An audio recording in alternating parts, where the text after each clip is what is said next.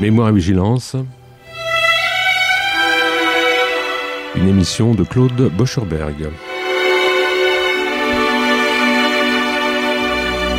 Chers amis, bonsoir. Avant de laisser la parole à mon invité ce soir, David Moulman, docteur en sociologie, Sciences Po Paris, psychanalyste également, qui a publié Les étapes de la pensée psychanalytique chez Desclée de Brouwer en 2007 et Réconcilier marxisme et démocratie au Seuil en 2010, qui nous vient ce soir avec un très beau livre, Territoire au pluriel de l'exil juif, Crimée, Birobidjan, Argentine. Je voudrais vous faire part de quelques informations concernant les activités de la mémoire. Alors tout d'abord, sous l'égide de la municipalité d'Alfortville, de l'association cultuelle israélite et du comité mémoire du Bnei Brit, se tiendra le 17 février à 10h30 à Alfortville, square des droits de l'enfant, 30 rue de Véron, une cérémonie de dévoilement d'une stèle à la mémoire de 15 enfants juifs d'Alfortville déportés entre 42 et 43. Et du 19 au 23 février se tiendra une exposition intitulée « La déportation » au pôle culturel, salle de la convivialité, rue Joseph Franceschi. Pour toute information, un numéro de téléphone 06 89 08 29 75. Sous l'égide cette fois de la mairie du 11e se tiendra la cérémonie traditionnelle en mémoire de Marcel Reymann et de ses camarades de combat de l'Affiche Rouge fusillés au Mont-Valérien le 21 février 1944. Et cette cérémonie se tiendra donc dimanche 17 février à 11h, square Marcel Reymann, 15 rue Merlin, dans le 11e encore une fois. Sous le haut patronage de Claude Barthelone, président de l'Assemblée nationale, de Samy Gosselin, président de BNVCA, se tiendra un colloque le 18 février à l'Assemblée nationale, donc de 13h à 19h, sur le thème « Les sources contemporaines de l'antisémitisme, leurs effets, les réponses ». La réservation est obligatoire, donc un numéro de téléphone, même 2 numéros de téléphone, 06 80 26 41 68 et un autre numéro 06 61 61 55 22. Au profit de Yad Layeled France se tiendra la première de 1 heure de tranquillité, donc c'est une pièce de théâtre, le 26 février à 21h, Théâtre Antoine, 14 boulevard de Strasbourg, dans le 10e. Et donc, c'est au profit de cette œuvre, eh bien, un numéro de téléphone pour réserver 01 45 24 20 36. La communauté éducative et scolaire du lycée Simone Veil, 7 rue de Poitou dans le 3e, en relation avec l'association Histoire et Mémoire du 3e, recherche tout document, témoignages, photos concernant la période 39-45, où les jeunes filles ont été scolarisées dans ce lycée, qui était, il faut le savoir, une école de couture de la ville de Paris, en vue de la position d'une plaque commémorative à la mémoire de ces jeunes filles déportées et assassinées. Pour les contacts, vous pouvez joindre Régine Lipp, donc fils et filles des déportés juifs de France, 06 13 61 18 72, ou encore Charles Trémille, président d'Histoire et Mémoire, 06 88 12 52 76. Enfin, je vous rappelle que cette émission Mémoire et Vigilance dispose d'un site permettant de réentendre les diffusions de notre émission, et pour cela, il suffit de cliquer sur mémoireetvigilance.com. Voilà, je reviens donc à mon invité ce soir, auquel je souhaite la bienvenue, encore une fois, pour ce beau livre, Territoire de l'exil juif, Crimée, Birobidjan, Argentine, donc publié chez Desclée de Brouwer. Alors, David Moulman, avant peut-être de revenir à cette recherche, parce qu'il faut le dire, c'est une recherche assez dense, qui a dû couvrir un certain nombre d'années du reste. On voit que vous avez vraiment fait une recherche approfondie, dépouillé des documents, vous êtes allé sur place aussi, on en parlera. Peut-être peut-on revenir sur la famille Moulman, puisque en fait, je Je voudrais rappeler, vous êtes né en 1974, donc encore tout jeune. Comment ça s'est passé chez vous? Est-ce que d'abord on a été touché par la Shoah?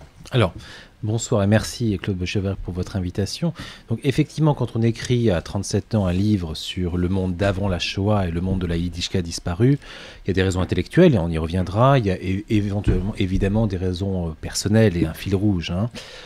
Puisque vous me posez cette question, oui, moi je suis le petit-fils de Myrtil Weil, qui était le secrétaire général de l'ORT. L'ORT étant cette association internationale qui visait effectivement à former les jeunes juifs et non-juifs au travail technique, au travail manuel.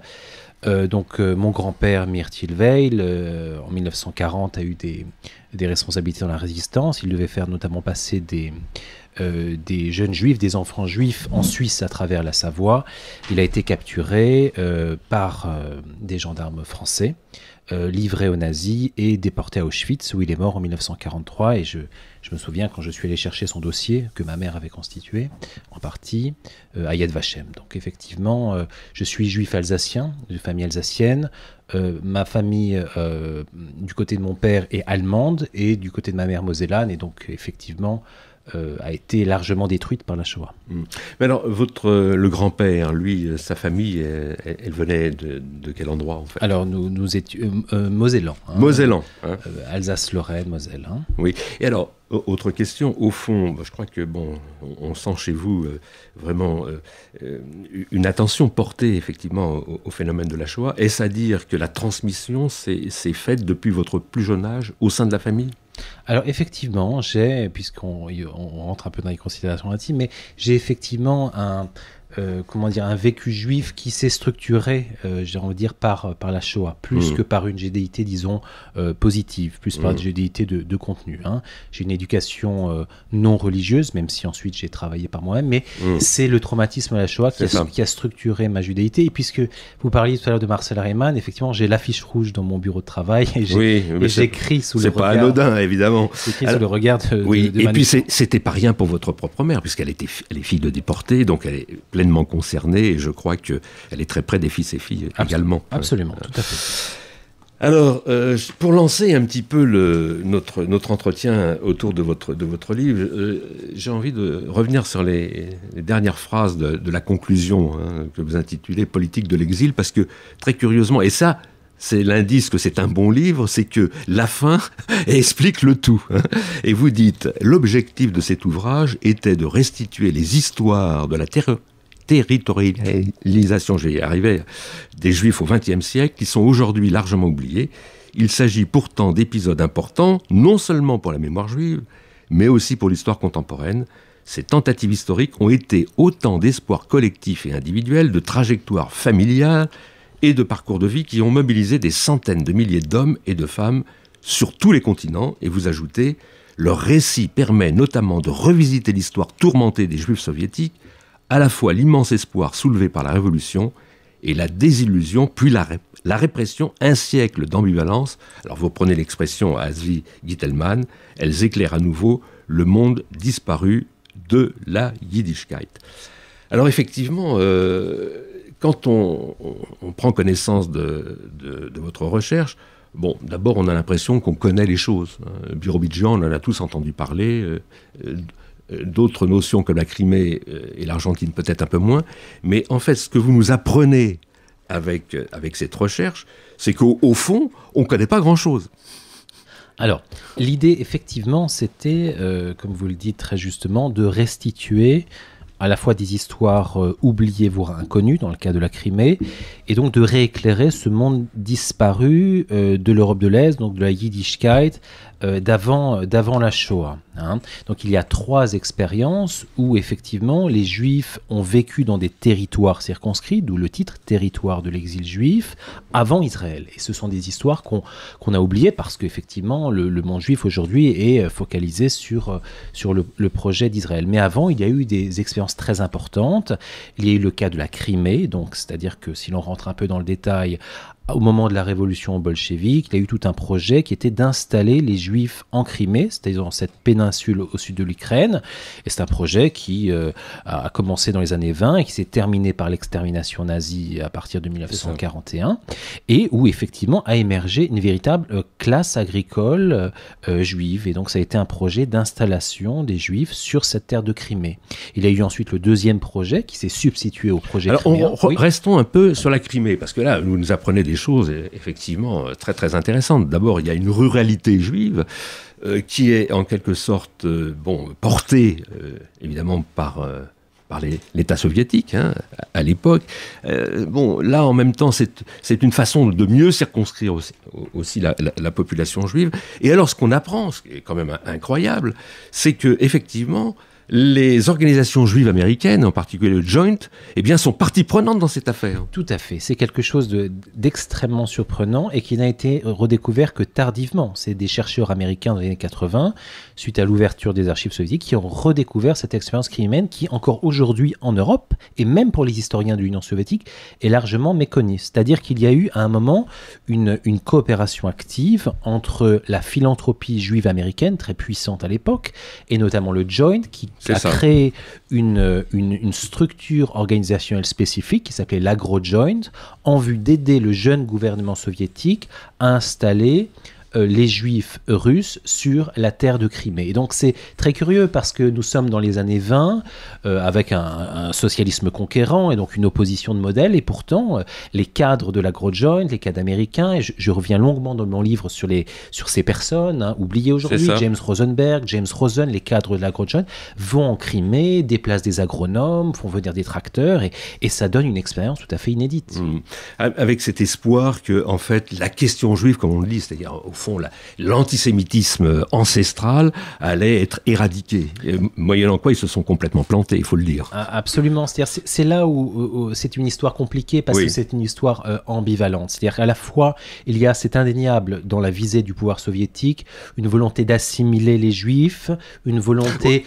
N'ayons pas peur des mots, de les faire disparaître d'une certaine manière, en tout cas dans leur coloration, je veux dire. Dans leur religiosité. Voilà, c'est ça. Et il y a une volonté effectivement d'instrumentaliser un certain nationalisme juif, et en même temps, c'est là où c'est plus compliqué, c'est qu'il y a aussi une volonté de donner une terre aux Juifs, c'est-à-dire d'en faire une nation comme les autres, puisque l'Empire russe est composite. C'est-à-dire que le droit de séparation territoriale, selon le terme léniniste, le droit des nations à disposer d'elles-mêmes doit aussi fonctionner en faveur du Juif. Et on sait à la fois combien les Juifs étaient impliqués dans le jeune gouvernement soviétique, Trotsky, Kamenev, Zinoviev. On sait également combien le gouvernement soviétique, l'armée rouge a été une force de protection des Juifs contre les armées blanches et contre les pogromistes. Et c'est ça toute l'ambivalence et le drame de la révolution soviétique pour les Juifs, c'est-à-dire à la fois un immense espoir d'un changement et en même temps, très vite, une chape de plomb qui s'abat sur eux. Oui, et pire que ça, c'est-à-dire qu'en fait, après cela, on va voir un régime de la terreur et on va voir ces pionniers, ces hommes qui avaient cru vraiment à une utopie changeant le monde, se retrouver massacrés aussi par les forces staliniennes. Voilà, et notamment c'est dans le deuxième projet, c'est-à-dire le projet du Birobidjan. Oui, mais on va le revoir. Et est-ce que c'est en Crimée ou au Birobidjan, on voit aussi alors cette curiosité, ces Juifs qui vivent aux États-Unis et qui vont rejoindre à ce moment-là la terre soviétique parce qu'ils croient encore, je dirais, à un nouveau monde, un nouvel ordre pour les Juifs. Oui, c'est incroyable cette histoire. Oui, il y avait effectivement des organisations américaines. C'est dans le cadre du Birobidjan qui allaient effectivement rejoindre la terre soviétique parce qu'effectivement c'était pour des raisons idéologiques. Ils croyaient au communisme, ils croyaient à ce qu'on appelait à l'époque le Sion socialiste. C'est ça. Alors en Crimée, ils vont rencontrer aussi une population. Les Tatars, c'est pas rien. Les Tatars vont véritablement s'opposer à la population juive. Oui, les Tatars, effectivement, le peuple tatar, qui sont des populations musulmanes, effectivement, qui vivent de très longue date en Crimée, et le le gouvernement soviétique leur avait promis une certaine indépendance avec la Révolution, eh bien, vont voir d'un mauvais œil l'idée que les Juifs s'installent en masse en Crimée, et donc, effectivement, il y a une confrontation. C'est ça. Mais pourtant, les Juifs s'étaient déjà installés bien avant cette décision. Il y avait une population juive en Crimée depuis de longues dates. Depuis de longues dates. D'ailleurs, dans le livre, j'insère à la fin une carte de la Crimée qui récapitule la présence juive en Crimée, et on voit que depuis le XVIe, XVIIe siècle, il y a des populations juives. Par exemple, un détail qui est intéressant mais qu'on a oublié, c'est que par exemple, Penon Trotsky, juif, chef de l'armée rouge, venait d'une colonie agricole juive en Ukraine au XIXe siècle, donc juste à côté de la Crimée. Donc c'est un phénomène biographique intéressant. Ouais. Mais c'est vrai qu'effectivement, lorsque Moscou décide d'installer en masse les Juifs, eh bien, en Crimée, les Tatars ne vont pas apprécier, mais ils vont être matés par la répression soviétique, qui à cette époque préfère quand même l'installation juive aux Tatars. Alors, ce qui est extraordinaire dans votre ouvrage, c'est que vous retrouvez effectivement des écrits de Trotsky, puisqu'en fait, il a passé son enfance dans les colonies agricoles juives d'Ukraine du Sud. Et donc, vous retrouvez ces écrits, et bon, voilà ce qu'il dit. « Mon père était agriculteur, de petites conditions au début, qui plus tard devint plus aisé. Il était encore tout jeune quand il quitta, suivant sa famille, une petite localité juive du gouvernement de Poltava, allant chercher fortune dans les libres steppes du Midi. Et à cette époque-là, il existait dans les gouvernements environ 40 colonies agricoles juives dont la population était à peu près de 25 000 âmes. » Donc il raconte très bien ce qui s'est passé. Qu'est-ce qui lui est resté de ça à Trotsky, au fond, après vous? Parce qu'il y a quelque chose de très intéressant chez vous, David Muhlmann, et c'est peut-être la raison pour laquelle votre recherche est si bien réussie. C'est que vous avez, au fond, une double casquette. Vous êtes historien, vous avez fait une œuvre d'historien, mais en même temps sociologue, ce qui fait que là, où quelquefois l'histoire a besoin d'être débordée d'une certaine façon, de sortir un petit peu de son lit, eh bien c'est la sociologie qui prend le relais. Et là, vous pouvez comprendre, je dirais, comment se sont effectués ces mouvements de masse juive sur le plan sociologique.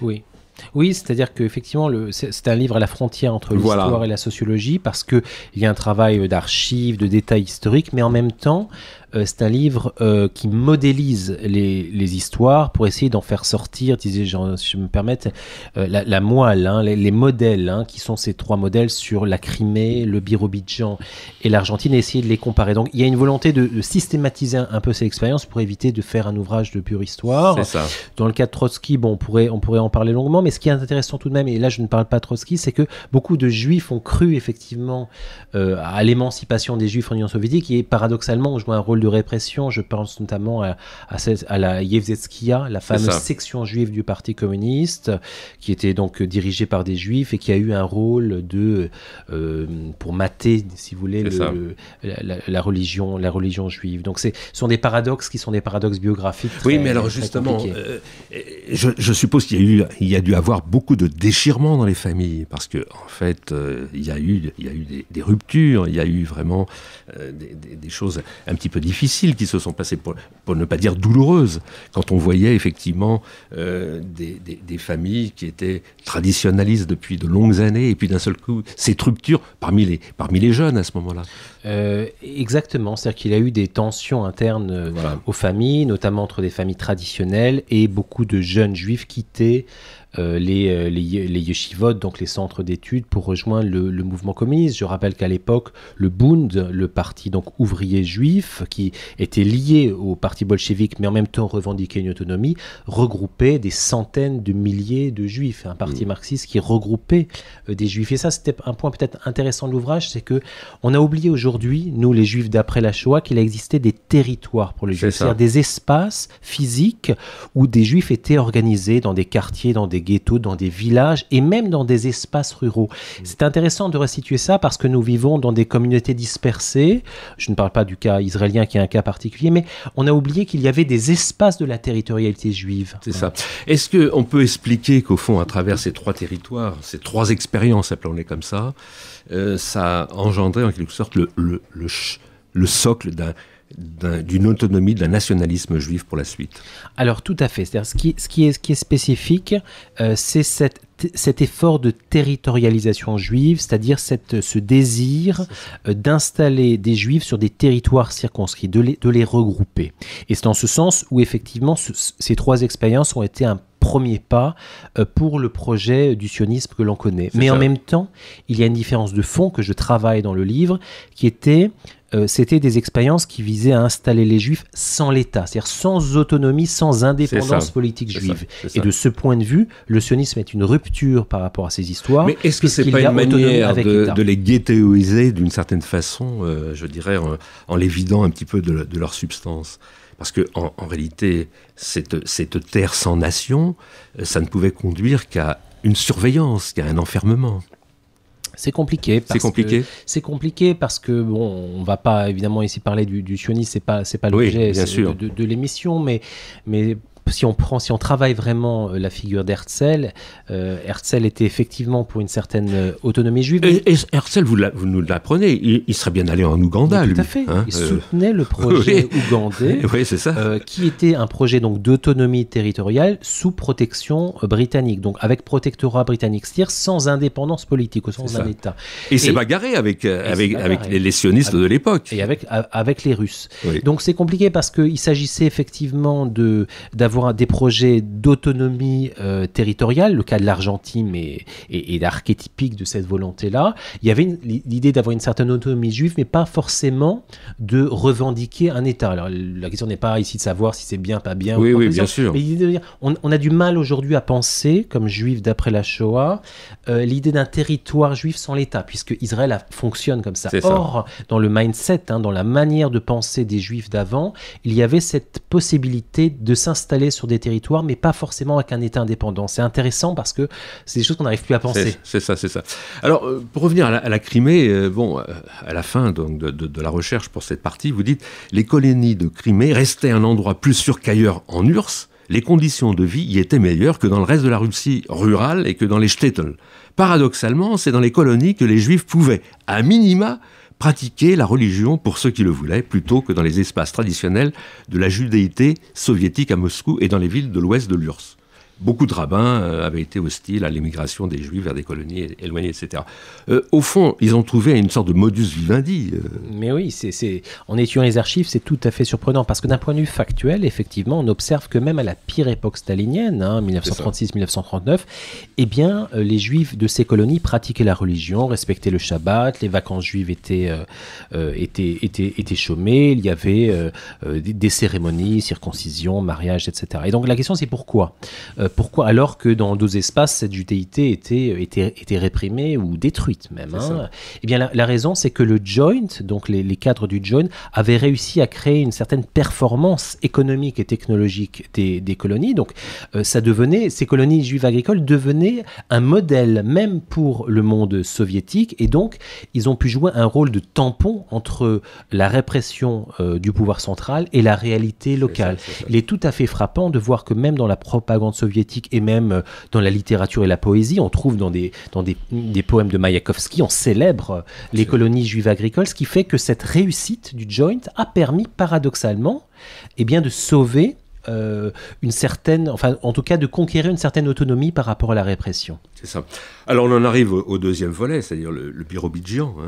Alors là vous dites que l'idée d'installer les Juifs dans un territoire isolé de l'Extrême-Orient, puisque de l'URSS, le Birobidjan vint d'abord concurrencer, puis occulter définitivement la colonisation en Crimée. Ce qu'on apprend, du reste, à travers votre recherche, c'est que là, il y a véritablement une mainmise de l'État. En Crimée, les organisations juives, elles ont une certaine autonomie. Là, c'est plus le cas. Tout à fait. C'est important de le rappeler parce que quand on réfléchit aujourd'hui à la condition des Juifs en Union soviétique, on parle de manière un peu monolithique en disant qu'il y a eu répression, ce qui est indéniable. Oui. Mais le cas de Crimée est très différent du cas birobidjanais parce que, comme je l'ai expliqué, en Crimée, il y avait une certaine autonomie, un mode de fonctionnement, etc.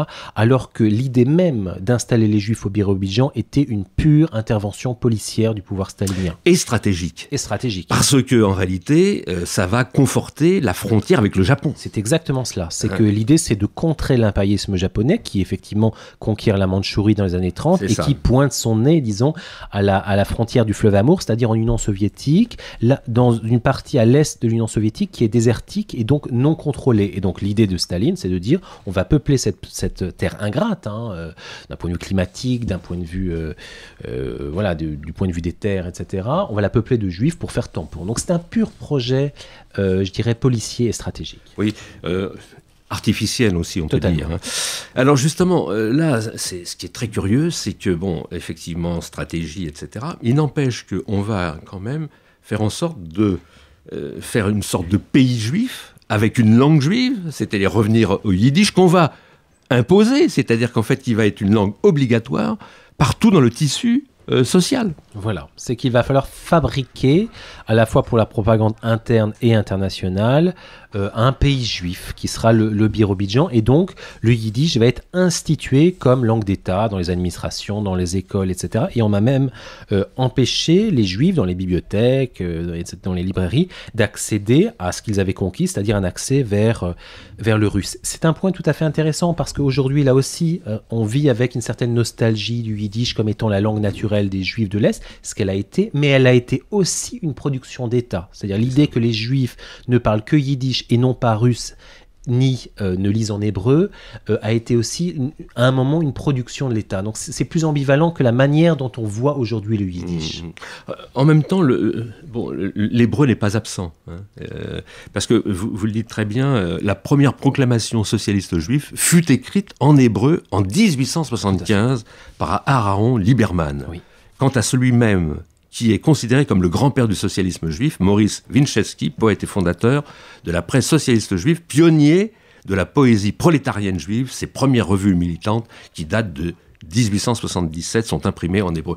Est-ce que vous les avez vues, ces revues? Ça doit être très impressionnant, ça. C'est très impressionnant, et effectivement, ça enlève aussi l'idée que l'hébreu n'était qu'une langue qu'une langue rituelle et qui n'était pas dans les usages d'autres écrits.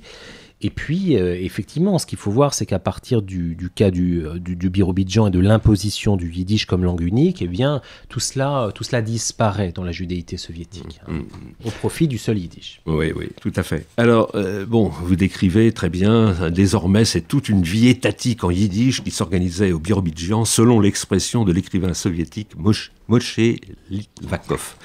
Alors, ce qui va se passer, il y a... ça n'empêche pas un antisémitisme d'État qui va se lever. Et là, des purges.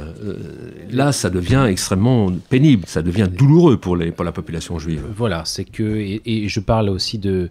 donc, ce qui va se passer, c'est que le Birobidjan, alors qu'il a été créé par Staline, va se retourner, c'est-à-dire qu'il va devenir le laboratoire de la répression. C'est ça. Pourquoi ? Parce que Staline et le stalinisme vont faire la chasse aux espions, aux étrangers, à l'impérialisme, aux gens venus d'autres parties. Vous qui êtes aussi psychanalyste, on peut dire que ce Staline, il était parano, quoi.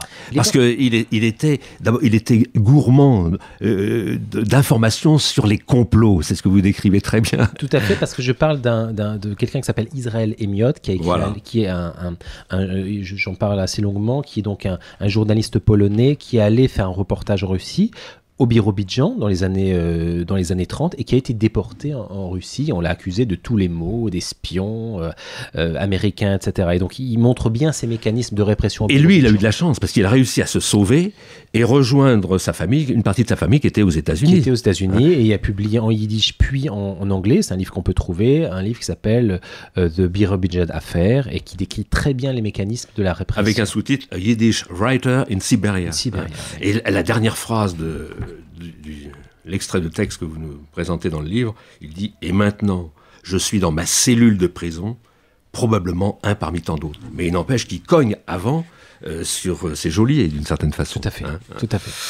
Alors, oui, donc le Birobidjan, c'est quand même très, très particulier parce que, en fait, vous montrez très, très bien que l'antisémitisme de Staline, eh bien, d'abord, ne fait pas de doute, et que c'est à cette époque que le Birobidjan va devenir le laboratoire de la répression systématique à l'encontre des Juifs. On a envie de dire, parce que l'histoire nous apprend aussi des choses, c'est que ce laboratoire qui est la source, en quelque sorte, de l'antisémitisme qui va donc se focaliser sur cette région du Birobidjan, va se développer des décennies encore, puisque en réalité, vous le savez très très bien, c'est qu'il a fallu beaucoup de temps encore pour que, en fait, avec tous les amis, tous les militants, eh bien, on se batte pour que les Juifs d'Union soviétique, ça remonte aux années 70, puissent en fait s'échapper du rideau de fer.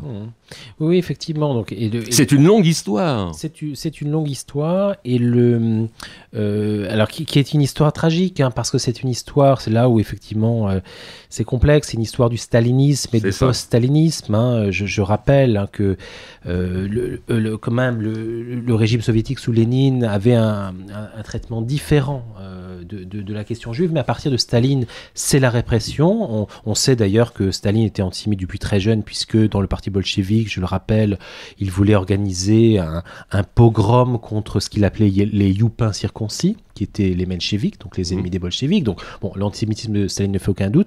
Mais ce qui est intéressant, c'est le Birobijan est comme effectivement un jouet, c'est-à-dire à la fois il le crée, et au moment de la répression, eh bien, il va accuser les Juifs de tous les maux d'impérialisme, et donc il va autodétruire une institution qu'il avait créée. C'est effroyable. Ce qu'on a du mal à comprendre sur un plan psychologique, comment, au fond, cet antisémitisme s'est poursuivi pendant, encore une fois, des décennies, et même après la Shoah, bien sûr, alors que des milliers de Juifs soviétiques s'étaient engagés, s'étaient battus d'une manière farouche contre l'ennemi nazi, et que là, il n'y a même pas eu de reconnaissance. Effectivement, et au moment même où, effectivement, les Juifs ont façonné l'Union soviétique. Absolument. Je rappelle que 3 dirigeants sur 4 du bureau politique étaient juifs.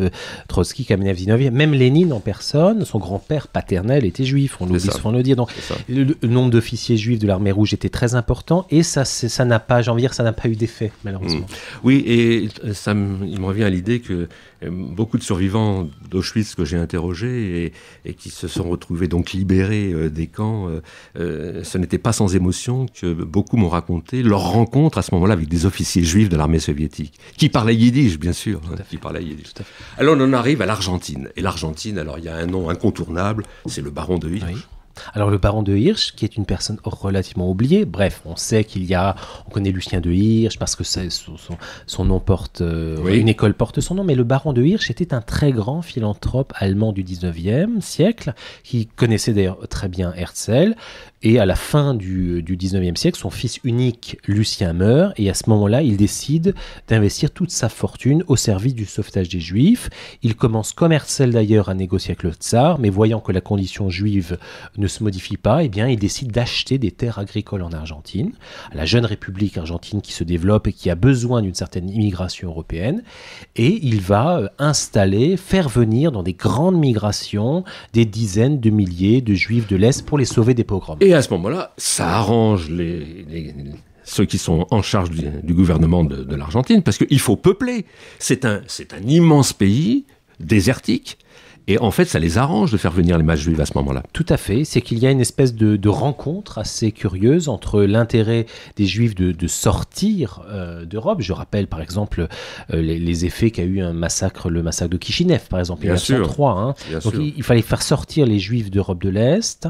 Et en même temps, la jeune République argentine voulait peupler son territoire. Et c'est plus compliqué parce qu'elle voulait aussi la civiliser. C'est-à-dire qu'il y avait cette idée que les natifs indiens d'Argentine n'avaient pas grande valeur du point de vue de la civilisation, et que finalement il fallait importer des Européens qui étaient considérés comme des civilisateurs. Et donc effectivement c'est intéressant parce que les Juifs européens n'ont pas été stigmatisés à l'époque comme Juifs parce qu'ils étaient considérés comme étant Européens et donc avaient une certaine image de supériorité. C'est intéressant. Élever le niveau culturel. Oui. Alors il me vient à l'idée que par exemple, vous ne le pointez pas dans le livre, mais bon, c'est connu, la famille de Kessel, elle fait partie de ces Juifs qui ont peuplé les colonies agricoles en Argentine. Mais oui, par exemple... Joseph Kessel. La famille de Joseph Kessel. Et par exemple, Hirsch, pour prendre un autre exemple, fait sortir l'ensemble de la communauté de Brisk, qui est menacée. On sait que Brisk il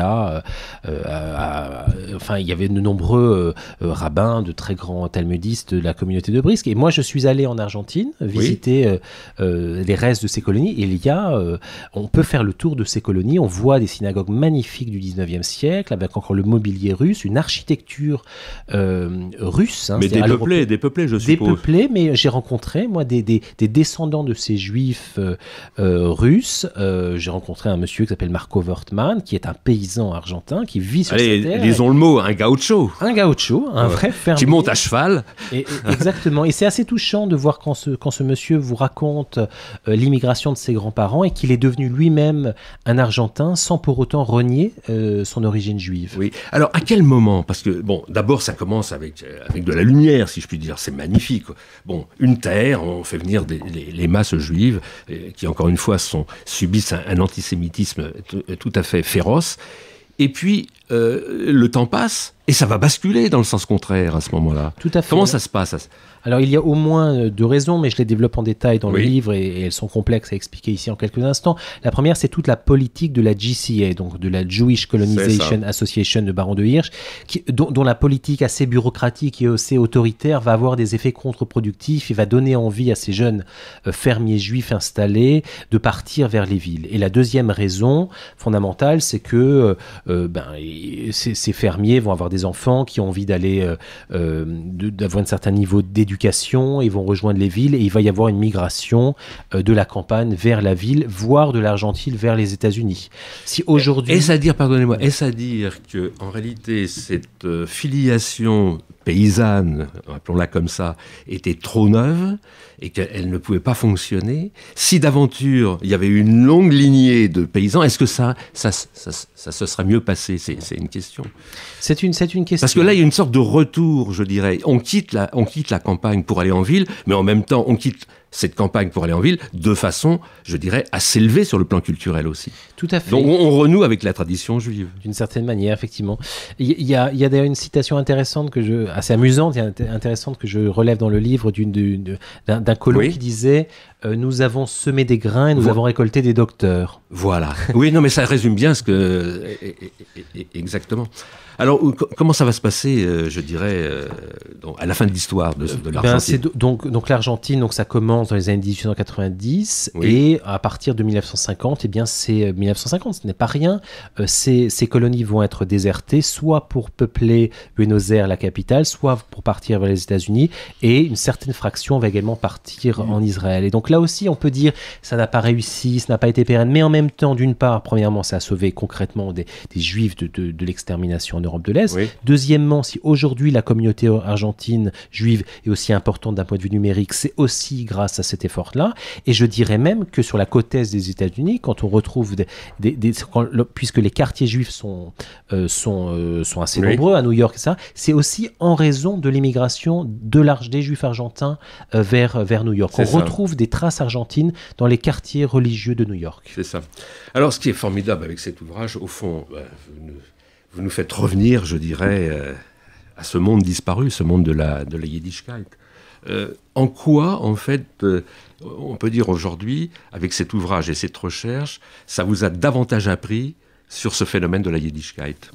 Alors ça m'a appris, ça l'a fait revivre. C'est vrai que j'étais très, j'ai lu évidemment Vichniac, ce très beau livre, etc. Oui.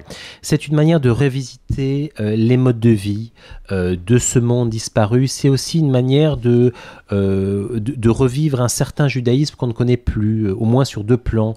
Le premier plan, c'est un plan spatial, comme je l'ai dit. À l'époque, il existait des territoires juifs, des shtetl, des quartiers, des villages entiers de juifs. C'est quelque chose qu'on ne connaît plus d'un point de vue empirique aujourd'hui. Et la deuxième raison, c'est aussi revisiter ce monde qui était très hétérogène sur le plan professionnel. C'est-à-dire qu'il y avait des gens qui étaient des fermiers, des éleveurs de bétail, des cordonniers, des artisans. Donc ça remontre aussi une certaine complexité professionnelle des Juifs, une certaine vie collective dont on n'a plus idée aujourd'hui. Donc c'est une manière effectivement de la revisiter. Oui, en tous les cas, franchement, c'est un beau livre. Et je suis vraiment touché, on est touché, j'emploie le nous, par la première de couverture de ce livre. Puisque, en fait, on voit donc la population juive avec un drapeau. Et ça signifie? Alors, c'est un drapeau qui signifie nous allons le départ vers le Birobidjan. Il est sur le drapeau, il y a marqué 1928, date de départ du Birobidjan.